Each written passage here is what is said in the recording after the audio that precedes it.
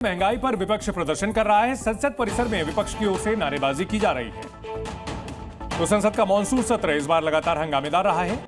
SIR Bihar में जो voter revision हुआ, इसको लेकर के विरोध प्रदर्शन चल रहा था और अब महंगाई पर विपक्ष ने नारेबाजी शुरू की है।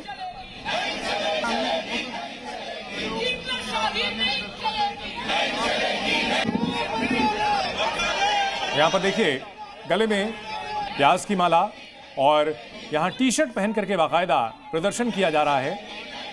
तो एक और एसआईआर को लेकर के विरोध प्रदर्शन, दूसरी ओर कुछ सांसद यहां महंगाई को लेकर के प्रदर्शन करते हुए दिख रहे हैं। सरकार को घेरने की कवायद की जा रही है। बड़ी खबर आ रही है, जम्मू कश्मीर पुलिस और एसआईए ने श्रीनगर में 1999 में कश्मीरी हिंदू महिला सरला भट्ट की हत्या के मामले में 9 जगहों पर छापेमारी की है। सरला भट्ट अनंतनाग की रहने वाली थी और शेर कश्मीर आयुर्विज्ञान संस्थान में नर्स थी, जिनका Jammu Kashmir liberation front JKLF के आतंकियों ने 1990 में अगवा किया था। गैंगरेप के बाद उनकी हत्या कर दी गई थी और इस पूरे मामले में अब छापेमारी की गई है। एसआईए और पुलिस की टीम ने 8 जगहों पर छापेमारी की है और जेकेएलएफ के चीफ यासीन मलिक के घर पर छापेमारी की कार्रवाई की गई है।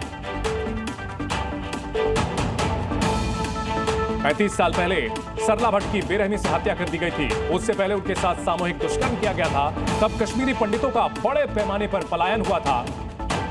और इस बड़ी खबर पर हमारे सहयोगी खालिद हमारे साथ जुड़ चुके हैं। खालिद, 35 साल बाद जो ये छापेमारी हो रही है, इसको लेकर के क्या जानकारी मिल रही है? मैं आपको बता दूं, 35 साल बाद फिर से एक बार ये केसेस खोले जा रहे हैं, क्योंकि ये जो गवर्नर की नई स्कीम जो एलजी ने लॉन्च की है टेरर विक्टिम्स के लिए कि उनको इंसाफ देना है, उसी की एक कड़ी में है। कई अनसॉल्व केस थे कश्मीर में जो सॉल्व भी नहीं हुए बिकॉज ऑफ टेरर फियर।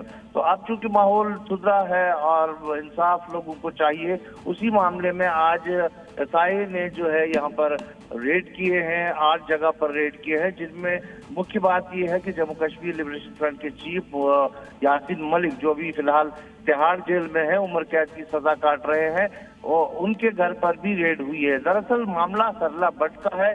14 अप्रैल 1990 को वो सरला भट्ट जो है श्रीनगर के मेडिकल इंस्टीट्यूट में एक नर्स का काम करती थी, और वो उस वक्त जब काम कर रही थी 90 के दशक में, जब कश्मीरी पंडितों को यहाँ से निकलने के लिए कहा गया था, पोस्टर्स निकले थे, तो उसने उसे मानने से इनकार किया था।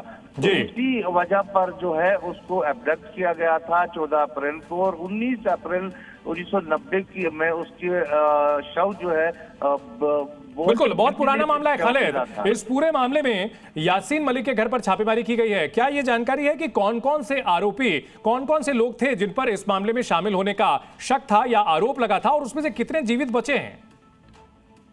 देखिए, उस वक्त जो है एक तो यासीन हेड कर रहा था जम्मू कश्मीर लिबरेशन फ्रंट को, और जम्मू कश्मीर लिबरेशन फ्रंट के बिट्टा कराटे थे, और भी 2-4 लोग थे, लेकिन एग्जैक्ट कोई भी नाम जो है सामने नहीं हुआ। ये अनसॉल्व केस था।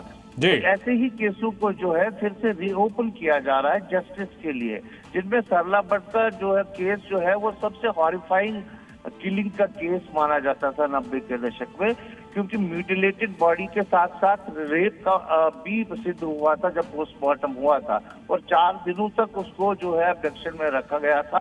19 अप्रैल को मलबाग डाउनटाउन में उसका शव मिला था। ठीक है, बिल्कुल, बहुत शुक्रिया खालिद इस पूरी जानकारी के लिए। तो 35 साल बाद इंसाफ की आस जगी है। जी न्यूज़।